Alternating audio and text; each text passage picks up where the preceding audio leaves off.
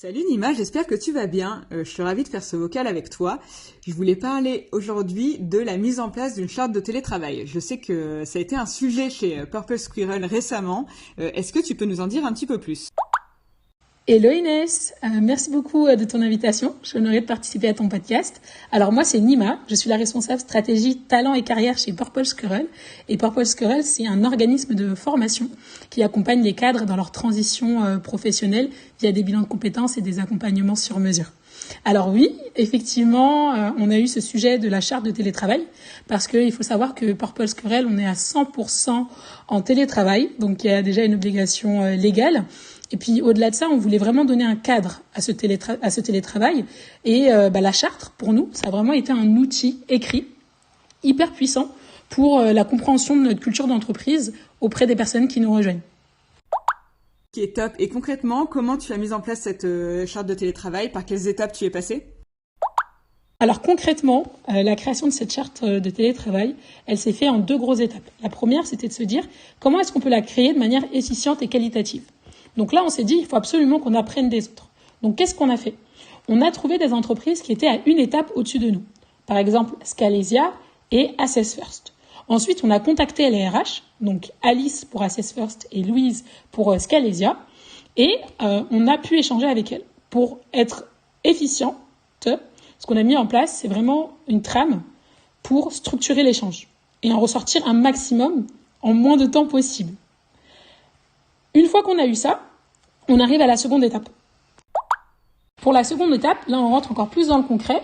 Il faut savoir qu'au niveau de la charte de télétravail, il y a des éléments qui sont obligatoires et ces éléments ils permettent finalement de structurer la réflexion. Ensuite, libre à l'entreprise d'alimenter en fonction de ce qu'elle souhaite mettre en place. Par exemple, pour Purple Squirrel, pour nous c'était hyper important de s'assurer que les employés puissent sortir de chez eux et qu'ils ne restent pas cloîtrés à la maison parce qu'on est en 100% télétravail. Donc on y a ajouté une clause qui est la possibilité de pouvoir avoir une carte de sport pour pouvoir sortir et créer du lien par rapport aux personnes.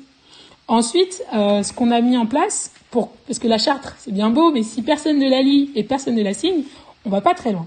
Donc on l'a mis déjà sur notre Notion dans un premier temps, parce que Notion c'est un outil qu'on utilise énormément chez Purple Squirrel. Et pour aller encore plus loin, on a décidé de l'incorporer à notre onboarding. Donc via un outil qu'on utilise, nous, qui est LearnWorld. Et en fait, quand les personnes entrent chez Purple, lors de leur onboarding, elles vont avoir en fait la charte de télétravail, elles vont pouvoir la lire, ensuite la signer et elles reçoivent un petit certificat. Nous, ça nous assure que les personnes les ont lues, comprises et que ce soit clair. Et de l'autre côté, pour les personnes, ça leur permet vraiment d'avoir une vision plus élargie de la culture d'entreprise de Purple Squirrel. Ok, super clair. Et est-ce que tu as déjà des premiers retours qualitatifs à nous partager de personnes qui ont été confrontées à cette charte? On a déjà eu des retours qui étaient hyper positifs. Les 2 mots qui ressortaient des employés, c'était vraiment la clarté et le fait que ce soit rassurant. Plus clair pour elles, parce qu'aujourd'hui, elles savent ce qui est possible, pas possible, quels sont finalement leurs droits et leurs responsabilités, et rassurant dans le sens où le télétravail est vraiment structuré. Et on s'est rendu compte, à une échelle RH un peu plus large, que finalement, cette charte de télétravail, c'était la première brique RH de tout le notion orienté vraiment RH. Et quand on est en 100% télétravail, la culture de l'écrit, elle est cruciale.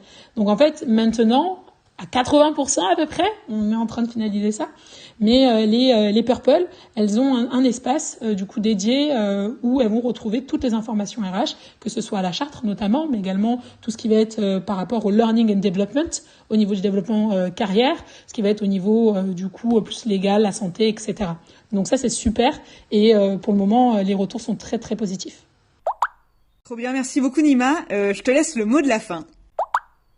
Merci à toi Inès. Alors le mot de la fin pour moi ce serait d'oser. Oser aller demander à vos pairs qui sont dans d'autres structures comment ils avancent, quels sont comment ils ont géré leur enjeu. Il faut vraiment oser parce qu'aujourd'hui en osant on a gagné un temps fou.